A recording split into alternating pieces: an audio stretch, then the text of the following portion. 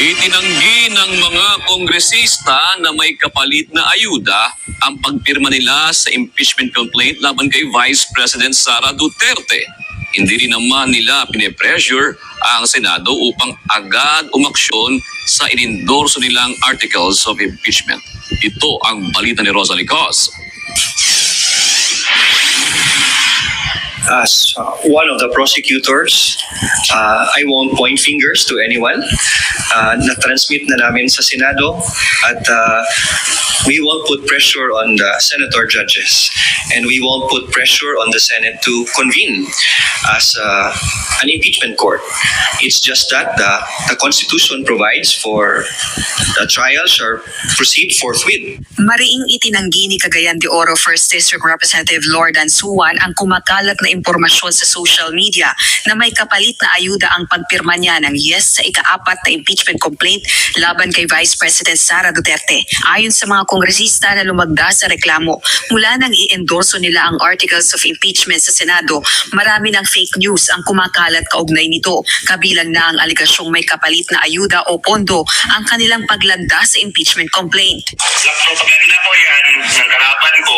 Wala kami nakuhang anything. Wala pong pinangako si Speaker. Pinabulaanan din nila na diversionary tactics ang impeachment sa mga ibinabatong aligasyon laban sa 2025 national budget. This is not a diversionary tactic to avoid any issue.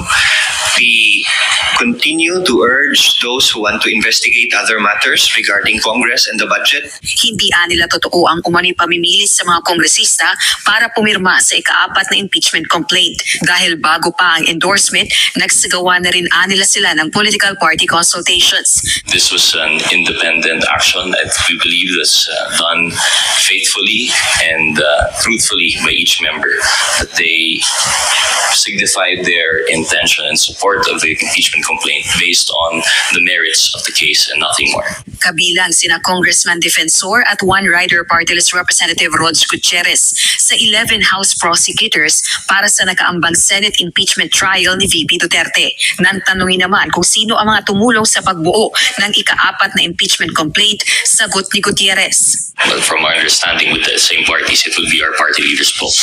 Samantala, bagaman naniniwala ang mga kongresista na dapat magsimula na ang Senado sa pagdinig ng articles of impeachment laban kay VP Duterte, iginagalang nila ang desisyon ng mataas na kapulungan ng Kongreso.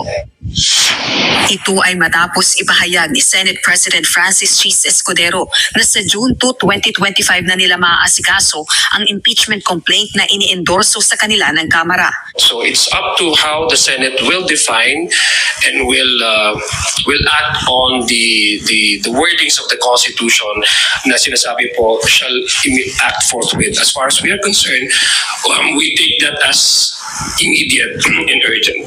Habang hindi pa sumasapit ang impeachment trial, paghahandaan ito ng itilagang House Prosecution Panel. Magsasagawa rin nila sila ng information campaign para malaman ng publiko ang proseso ng impeachment. Rosalie Cos, UNTV News and Rescue.